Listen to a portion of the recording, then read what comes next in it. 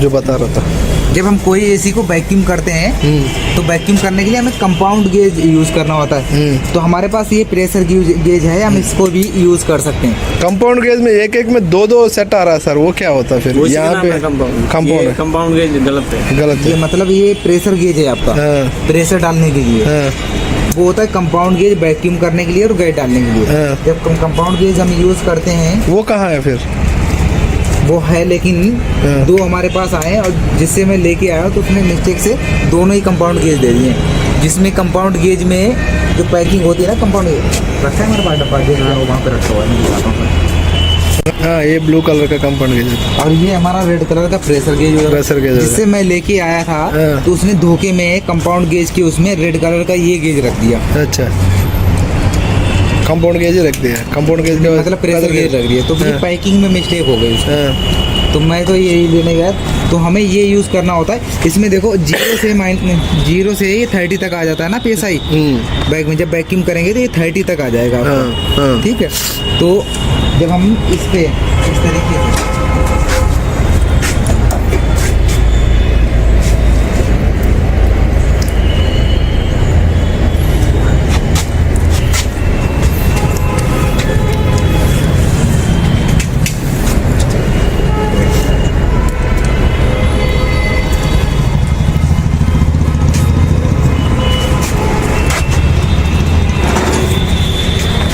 Vacuum करते हैं तो हमारी ये लाइन खुली होती है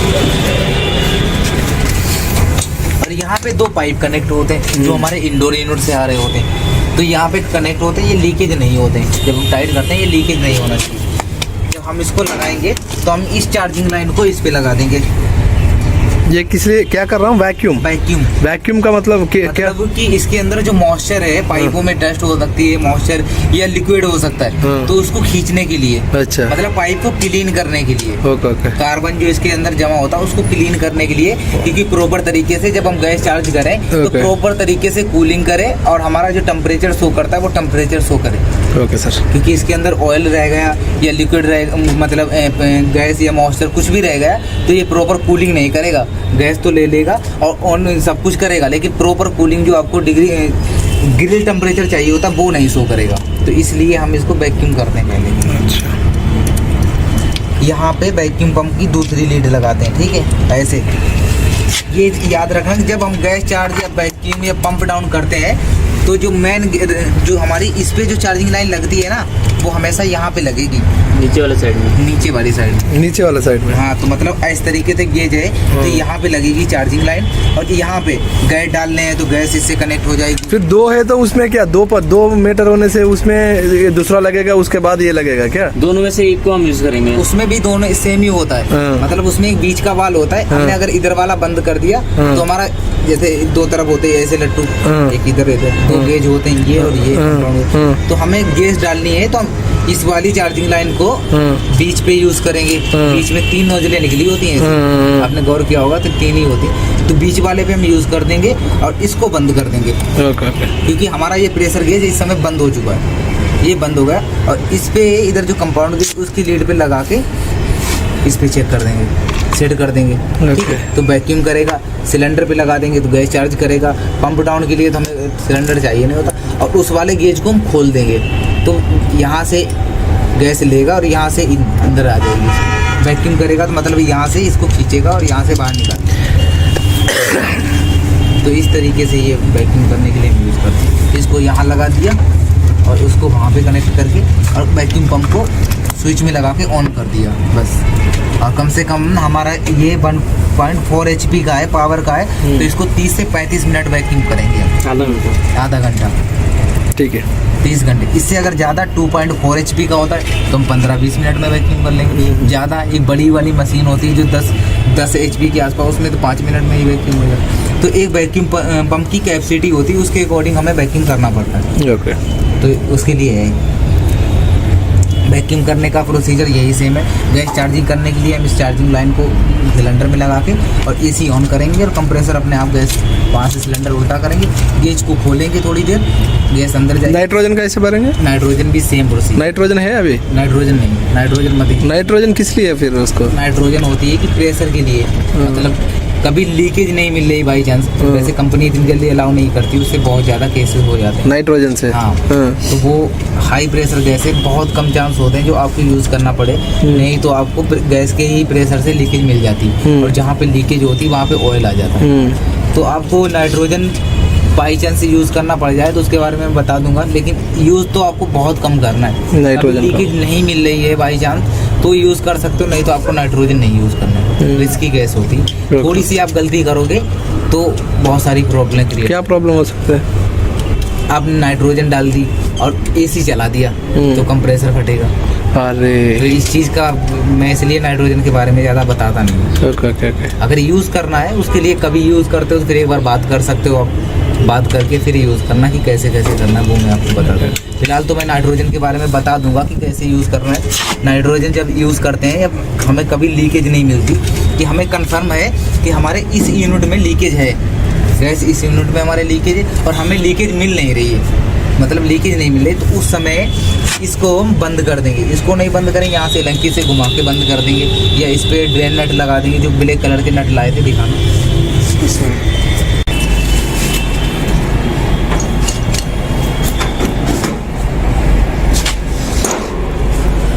अरे लग गया। वो उसके किनारे लगे, कोई नहीं, इतना तो लगता ही रहता है। सर नीचे वाला को भी बंद करना पड़ेगा? हाँ, मतलब उसके अलावा कोई खुला नहीं होना जब आप चाहिए। प्रेशर होल्ड करोगे तो आपके ये दोनों पॉइंट भी बंद होना चाहिए, ये दोनों पॉइंट बंद होना चाहिए। इसमें पाइप कनेक्ट होगा तो मतलब पूरे सिस्टम में ही गैस होल्ड होगी, इंडोर में भी, पाइपिंग में भी और आउटडोर में। तो अगर आपको इस यूनिट में गैस होल्ड करनी है, प्रेशर होल्ड करना है, तो आपको ये दोनों पॉइंट, इस पे मतलब जो पाइप हमारे साथ आएगा ये बंद होगा ऊपर से। ओके। तो कहीं है, ठीक है, कोई प्रॉब्लम नहीं। होना चाहिए, मैं लेके तो आया था। ये मेरा बंद है, इसमें रबड़ लगा रखा है। अच्छा, तो हम इसको यहाँ पे कर देंगे। ये बंद है? हाँ बंद है। इसको मैं टाइट कर दूंगा ना तो ये बिल्कुल बंद हो जाएगा। ओके। अब यहाँ से लीकेज नहीं होगी, इसको रिंच से टाइट करना पड़ेगा। रिंच देना, ये ले। रिंच से इतना टाइट कर देना है कि ये लीकेज ना हो। मतलब यहाँ पे सर्फ लगा के देखना कि लीकेज तो नहीं है, ये वो चीज़ आपको देखनी है। लीकेज अगर होगा तो ये हमारा वैक्यूम काम नहीं करेगा। वैक्यूम काम नहीं करेगा, जो प्रेशर होल्ड कर रहे हैं तो कहीं और लीकेज है वो भी कंफर्म नहीं होगी।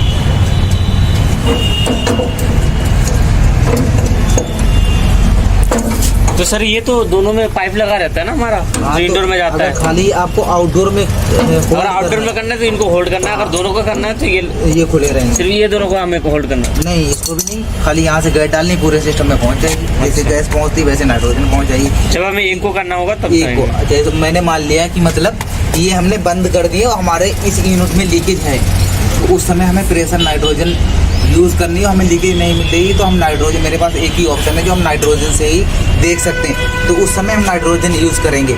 नाइट्रोजन का प्रेशर होता है कि 300 से 350 प्रेशर इसमें डालेंगे चेक करने के लिए, हाई प्रेशर गैस है। उस समय आपको ये जो कनेक्शन है ना, यहाँ पे जो हमारा इंडोर से कनेक्शन आ रहे हैं, ठीक है, तो जो इंडोर से जो वायर आ रहा है आउटडोर को स्टार्ट करने के लिए, उस कनेक्शन को खोल देना है। मतलब उस जो वायर आ रहा है ना वाइट कलर का, उसको हटा देना है बिल्कुल। इंडोर में कोई, आउटडोर में कोई भी सप्लाई नहीं आना चाहिए, उस वायर को हटा देना है। उस समय आपको इसमें यूज़ करना है, क्योंकि कोई गलती से भी एसी को ऑन ना कर दे और कंप्रेसर ऑन हो जाए तो उसमें ब्लास्ट होने के चांस हो जाते हैं। होने के चांस नहीं, वो 100% ही चांस हो जाता है, होगा ही होगा अगर ऑन नाइट्रोजन में ऑन हो। तो उस समय कनेक्शन हटा दो, फिर आपको ये सब कुछ कर लेना है। नाइट्रोजन का सिलेंडर, एक नाइट्रोजन का प्रेशर होता है। जो हमारी जो चार्जिंग लाइनें होती हैं, आपने वो गेज देखा होगा, उसमें 3 कलर की लाइनें लगी होंगी ऐसी, कंपाउंड गेज में। कंपाउंड गेज में गौर किया था आपने? एक रेड कलर की, एक येलो कलर की और एक ब्लैक कलर की, ब्लू कलर की। गौर करके देखना तो 3 कलर की चार्जिंग लाइनें लगी होती। तीनों कलर की चार्जिंग लाइनों का अपना अपना प्रेशर, मतलब प्रेशर कंट्रोल करने की एक कैपेसिटी है उनकी। जो हमारी रेड कलर की होती है, क्योंकि हमारा जो रेड कलर का प्रेशर गेज है और हम नाइट्रोजन प्रेशर यूज़ कर रहे हैं, तो उसकी रेड कलर की चार्जिंग लाइन होगी। जो रेड कलर की चार्जिंग लाइन होंगी वो दोनों ही होंगी, और वो यहाँ से नाइट्रोजन में कनेक्ट होगी, यहाँ से इसमें कनेक्ट हो जाएगी। और जब हम गैस डालेंगे तो इसको खोल देंगे थोड़ा, क्योंकि नाइट्रोजन का प्रेशर बहुत हाई होता है। मैंने एकदम से झटके से नाइट्रोजन को खोला तो चार्जिंग लाइन फट जाएगी। अच्छा, उसको पहले धीरे धीरे खोलना है और यहाँ से खोल देना, तो गैस अंदर जाने लगेगी थोड़ा थोड़ा। हाँ, तो उसके अंदर कोई गैस होना नहीं चाहिए, क्योंकि ये खाली होना चाहिए उस समय पाइप। पंप डाउन करना चाहिए पहले। नहीं, पंप डाउन तो मतलब हो ही नहीं सकता, क्योंकि गैस लीकेज है तो सारी गैस निकल चुकी, उस समय हमें नाइट्रोजन यूज़ करना है। जब नया गैस चार्ज करते हैं तो पंप डाउन जरूरी है। हाँ, जब नया चार्ज करते रिफिल करते तो मतलब ये करेंगे, नाइट्रोजन इसमें डाल देंगे और नाइट्रोजन का 350 प्रेशर है, 300 या 350 प्रेशर यहाँ तक सुई आ जाएगी होम की। तो सर ये तो R22 में है ना, ये R410 में अलग है।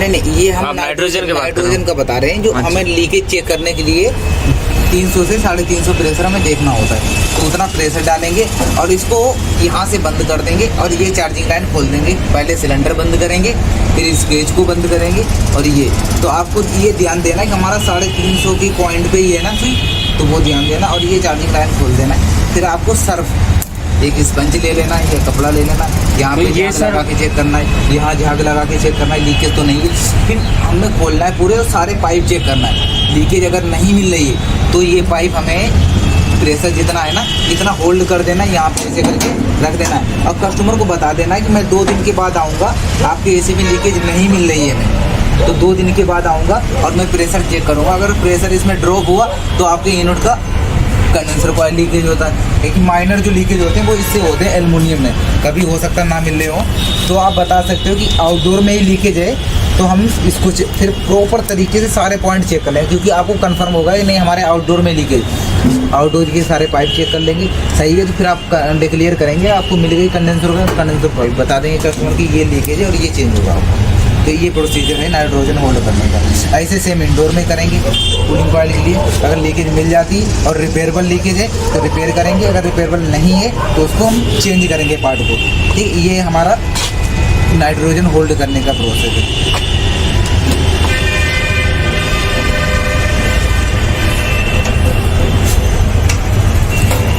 वैक्यूम करने का भी सर same ये जो process। मतलब होल्ड करके गैस रखते हैं वो कितना घटता है? और 300 प्रेशर देखो, अगर ज़्यादा बड़ी लीकेज होगी तो बिल्कुल भी गैस नहीं रह जाएगी, मतलब 100-150 में रुक जाएगा। नहीं रुकेगा ही नहीं। अगर ज़्यादा बड़ी लीकेज होगी तो वो 0 पे आ जाएगी सुई, क्योंकि वो प्रेशर तो निकली ना। माइनर लीकेज होगी तो हो सकता है 100 पॉइंट लीकेज हो, 150 पॉइंट, 100 पे भी रुक सकती है, 50 पे भी। लीकेज पे डिपेंड करता है वो लीकेज कैसी है, ज़्यादा बड़ी है या बहुत बारीक है, थोड़ा थोड़ा प्रेशर डाउन होगा, तो उसके अकॉर्डिंग हम चलेंगे कि जितनी बड़ा लीकेज होगा तो ज़्यादा गैस निकलेगी, कम लीकेज होगा तो कम गैस निकलेगी। कम निकलेगा। हाँ, तो ये है।